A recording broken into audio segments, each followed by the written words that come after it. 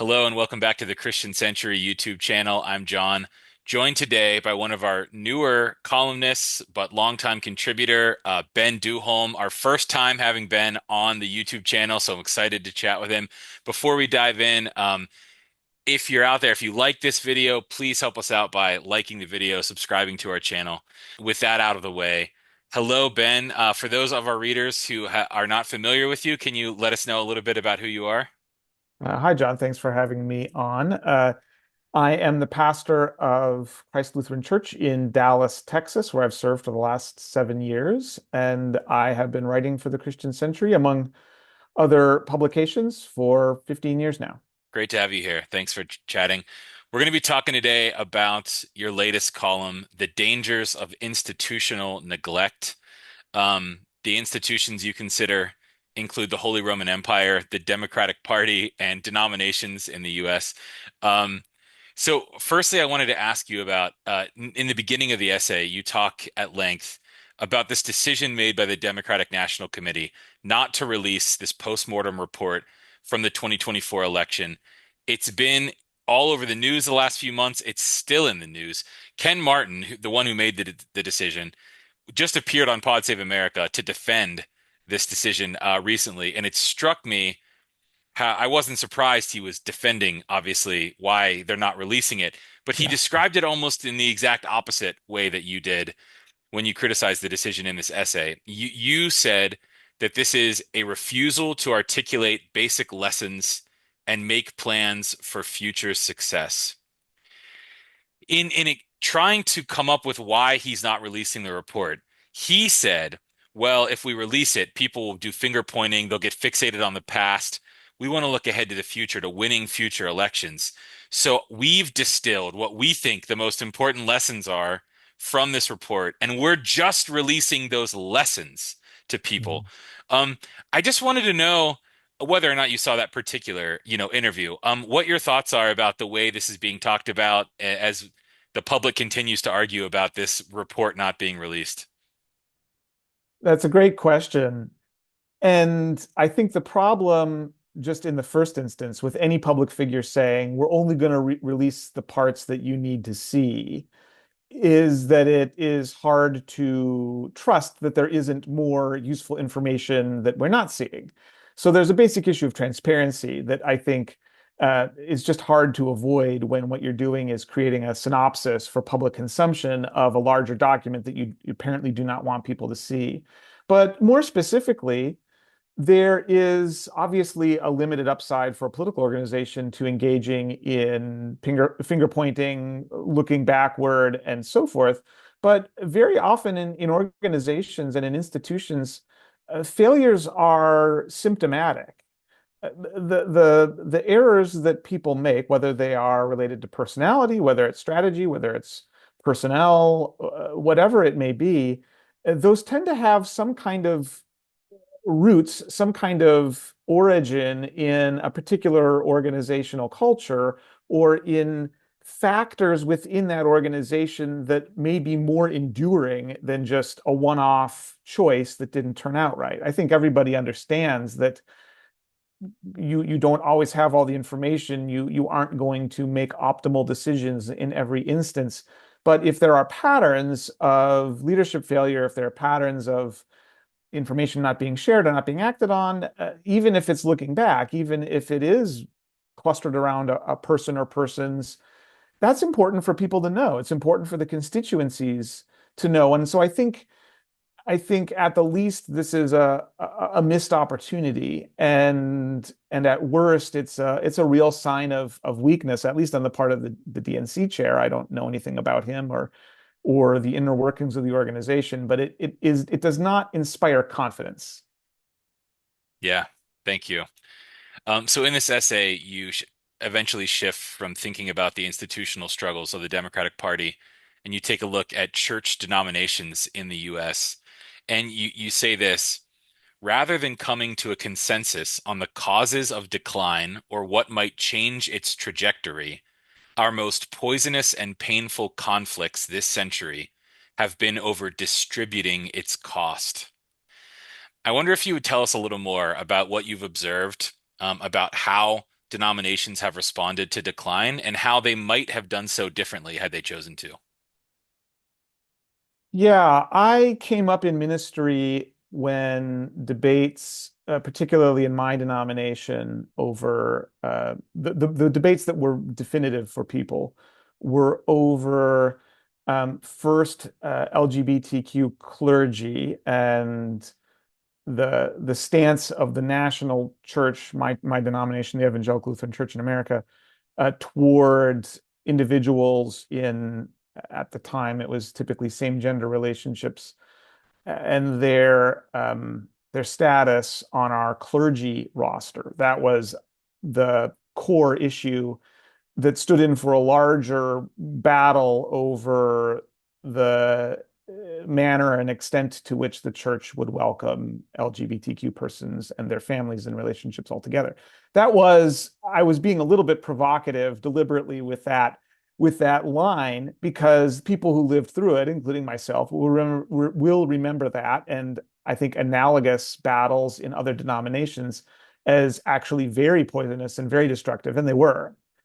But the reason I wanted to be provocative there was to refocus the readers on less sort of national news making decisions about clergy and marriage and so forth, and to focus instead on decisions about resources, decisions about scale of ministry, decisions about the use of denominational voice and public presence.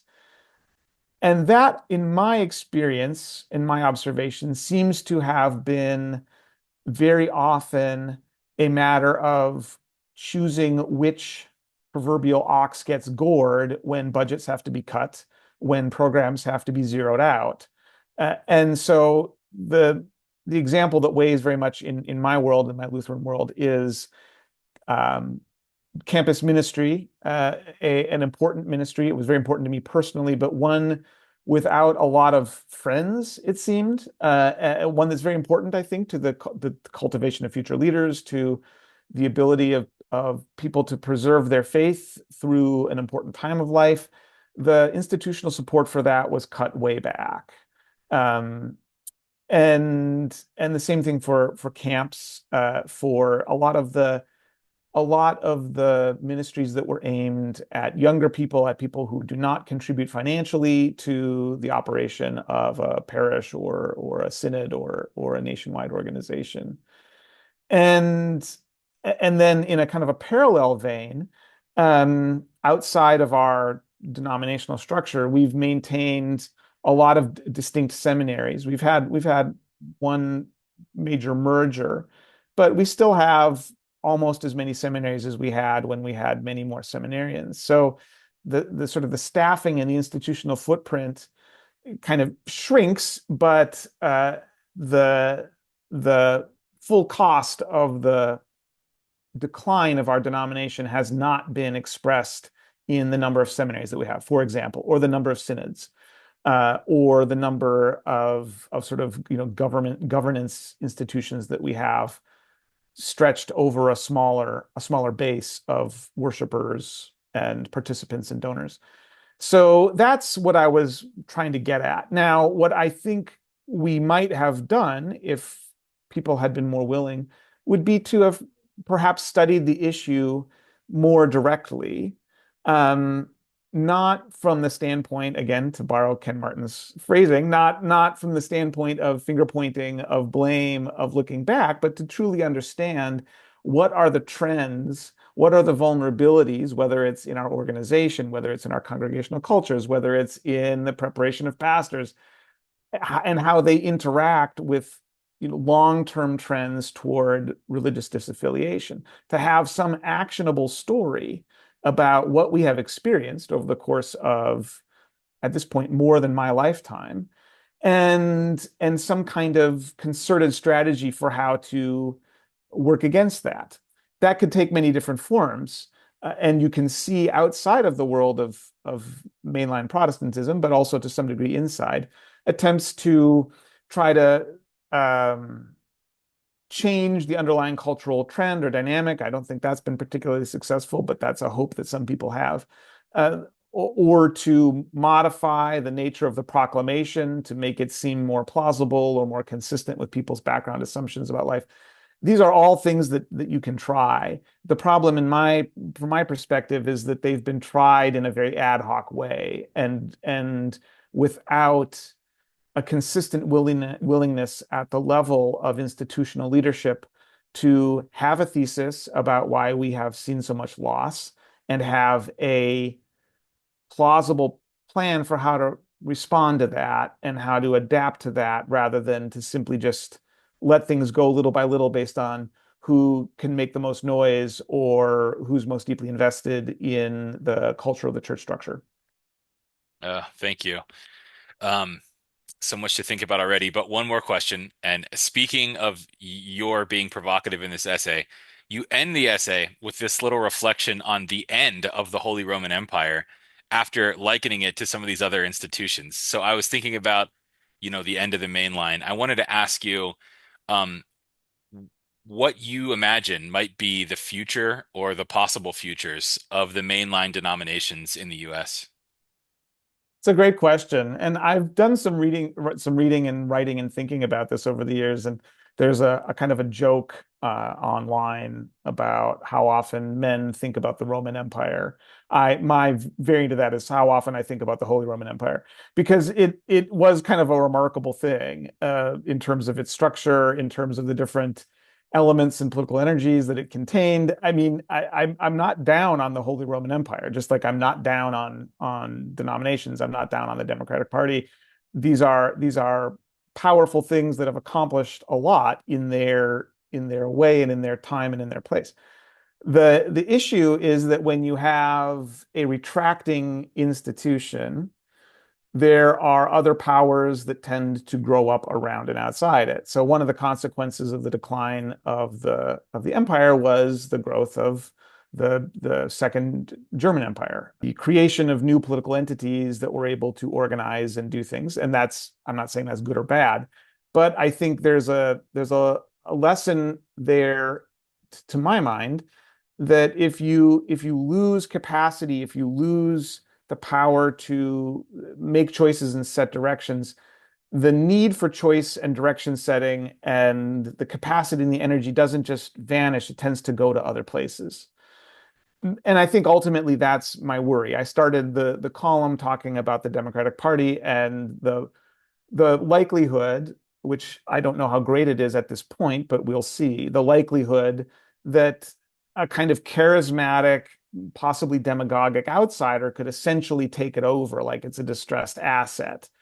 And that contains some potentially concerning possibilities. In the realm of religion, I think we've already seen this to some degree. The growth of independent congregations that don't have accountability structures, that are free to very quickly adapt to the going concern, whether it's on Fox News or Newsmax or in online communities, where you can kind of throw emphases overboard very quickly, adapt to the new thing, remake yourself as an anti-immigration church or whatever.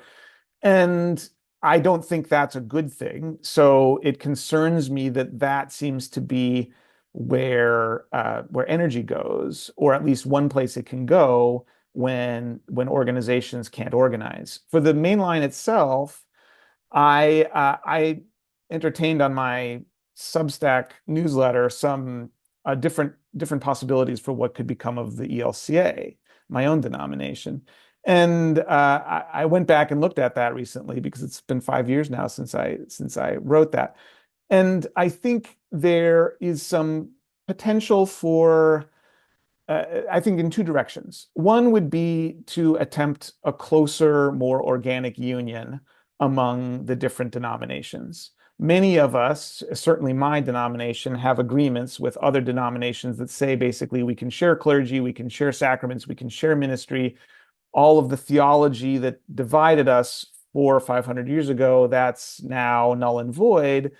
but we're not going to merge because we just don't feel like it. I think there's a lot of room to have closer church union, to cooperate more closely on more things. Seminary education being, to me, a very obvious possibility, campus ministry, but even more than that, a lot of our kind of regional judicatory. So we could move toward closer union to try to do something more powerful with the assets that are now currently scattered over multiple church bodies.